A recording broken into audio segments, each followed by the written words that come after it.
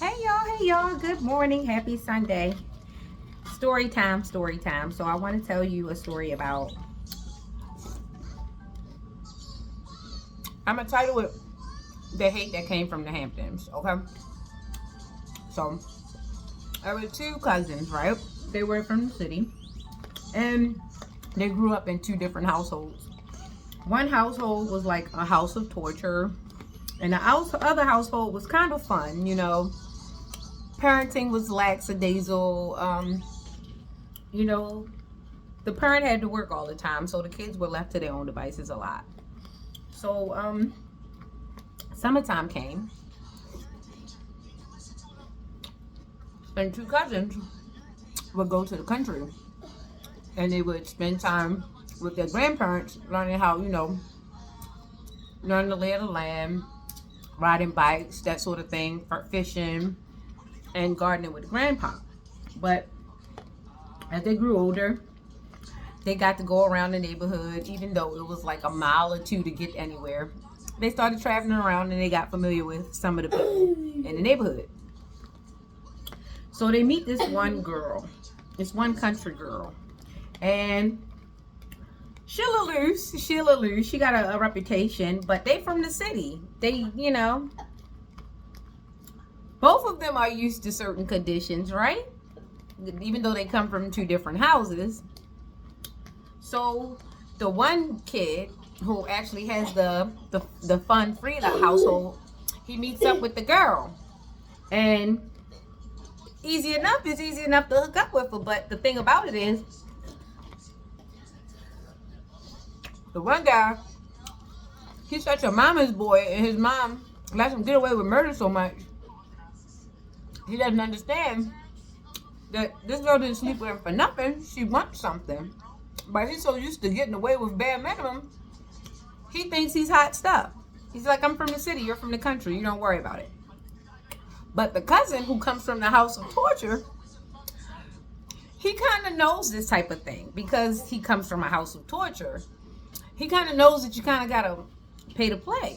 So he makes a bet with the other cousin. He says, I bet you I can sleep with your girl.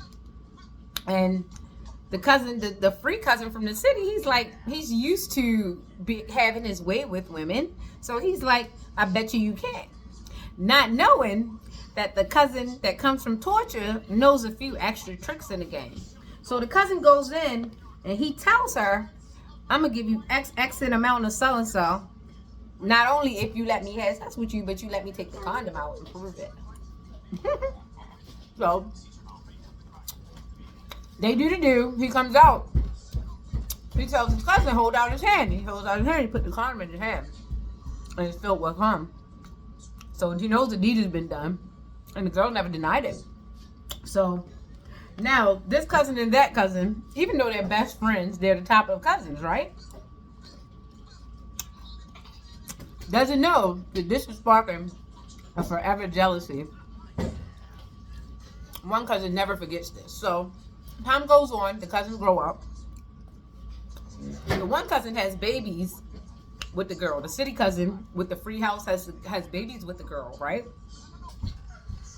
But he also has babies all over the place, so he doesn't care. He doesn't care how embarrassing this is for this girl to have this baby by the city boy that she let hit. But she also knows what the other cousin is able to do. The other cousin is willing to pay to play. So let's put that in the back. So fast forward, we're back in the city now. The one cousin came from the house of torture, was smart enough not to make any kids. If he could, I don't know, but he didn't make any. But the other one, he made a couple kids. He also got into a lot of things in life. A lot of trouble. Come to think of it, some of them country girls, they got a lot of time on their hands. They know a lot of stuff. Might know some things you don't know. Either way, I don't think the country girl took too nice to the fact that she got left with a baby. And he was able to go back and forth in and out of the city to the country, sleeping with all these women, pulling up to our house randomly, having people wanting to fight her, all sorts of third-party situations. Sisters wanting to fight, mom wanting to fight, cousins wanting to fight. Everybody wants to fight this baby mother, but nobody wants to take care of the child. And then the crazy part about it is, not only does he have the family trying to get at this girl, only because he's lying on her. Every time he visits the family, he makes it seem like she's the deadbeat mom. But every time he gets a girlfriend, he pillow talks and he makes these women so ultra jealous of her. And he doesn't know the nature of some women. Some women are so sick in the head, they just think that if they can just get your baby, that they can like just play house with the baby and they can just make you disappear. Like, you have no idea what type of misogyny some women go through and experience. They just think that they can just erase the biological mom, or they get in competition, not realizing this woman's been through hell in this existence. This wasn't necessarily something that she signed up for. I digress. So now you've got all sorts of women coming at you, either through social media, the phone, letters, Skype, Snapchat, you name it. Then on top of that, not only does he make 2 kids in the same county, they probably end up in the same school. And he's telling lies to both kids' moms. So now it's embarrassing, and you know how kids spread rumors like wildfires. So now, the oldest kid, well, both kids, they're experiencing things via their father and the deeds that the father's done. But they can't quite experience the, share their experience because they want their father. They love their father. Everybody in the world says they love daddy and they hear daddy's girl. So every woman wants to be a daddy's girl, whether their daddy was a piece of shit or not. Honestly, they really do. But the thing is, a lot of us women end up, we take the brunt from the speculation. We take the brunt from the child's father, whether we did the shit or not. We take the brunt from the kids that are surrounding the children. We take the brunt from the kids, just in case they don't understand the thing. So it's a lot of misunderstanding that we actually get by default, because dad's great regardless. I don't understand it, but whatever. Trust me, I'm one of those kids. I love my dad. I didn't see anything wrong with my dad until he passed away, and then I had to unpack that shit. But now that I've unpacked it, I still love the guy. I just know that shit should have been done a lot different.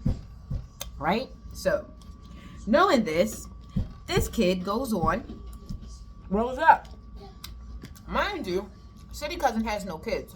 City Cousin is also in the same neighborhood, still doing the same thing.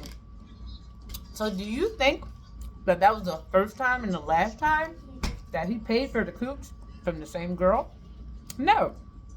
Especially when the dad got missing and really wasn't financially taking care of the kid. So I think that's how the kid ended up at the Hamptons, right? Helped vicariously, right? An assistant. And guess what? The same dad that did not take the time to invest in the kid and slow down and pay attention gets jealous once again, because now, where's the money coming from? My kid is about to be great, right? From now, I gotta hurry up and try to get it, because I don't want anybody to claim any of this credit from this kid being great. I gotta hurry up and step in. So now the envy makes you step in and and not knowing that this kid has already sat in envy for some years. This kid has been already programmed and indoctrinated by the mom, because guess what? The mom had to take the brunt of all this stuff, all of the criticism, the bottle making, the baby making, the family members and everybody coming at the mom. So now the kid has watched the mom go through this. And even though as the kid grows, the kid eventually gets a relationship with the dad's family, but the damage is already done. The kid has already witnessed so many threats, so many bad sentences, so many bad intentions, so many bad interactions. Now the kid has internalized this, and the kid has become somewhat wicked. And nobody knows this because the kid is covered in accomplishments and rewards and level ups. So this kid goes on and gets educated, and a thing happens on social media. The same thing that happened to the dad starting to happen to them, or so that's what they think. Because the world is very small. And them not knowing, people scan your social media. And they look for things to trigger you. Now, a lot of things get done unintentionally, but that's why conversations have to happen when you don't understand. I'm going to believe that the young lady, the first one, that the first father had, that one inherited all the meanness. That one inherited all they were the firstborn, so they took the brunt of the situation. They took the brunt of the mother's disappointments. They took the brunt of the pressure. They took the brunt of everything because they had to grow up alongside the mom. And sometimes when you grow up alongside the mom and you're actually in it and you see the insults, you become a warrior for your mom, whether your mom was right or not.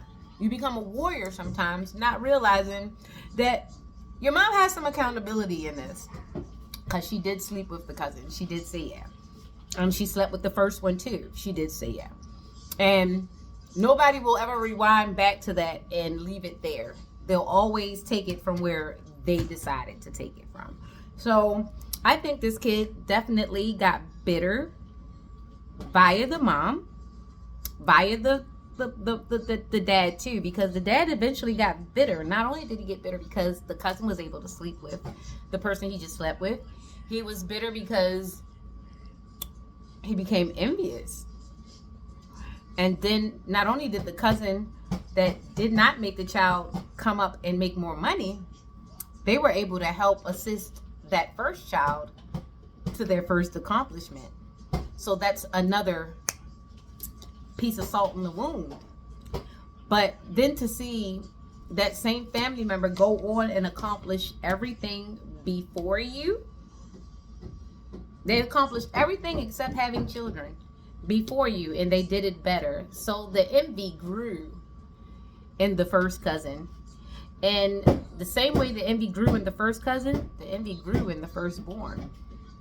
The secondborn of the mother, well, the secondborn to the father, because he made another child in the same county. That one got almost the same thing, but that one had more family support. So that one didn't become as evil, but the problem is they still wanted validation and support because they didn't have the dad there, because the dad, like I said, he got around. He made babies in the counties and he went back to the city and made babies there or made situations there. But I think the women in the city kind of seen him and knew not to give him. So he usually did a lot of dirt more in the country because the women in the city seen him for the clown that he was. Fast forward to now, the firstborn, that thing is diabolical and got herself into some different stuff, some occult magic, and is now using it to bring down the father's side of the family. The crazy part about it is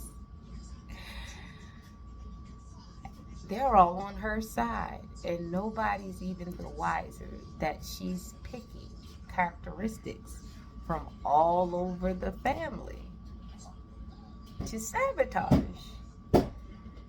It's weird. The even weirder part is the fact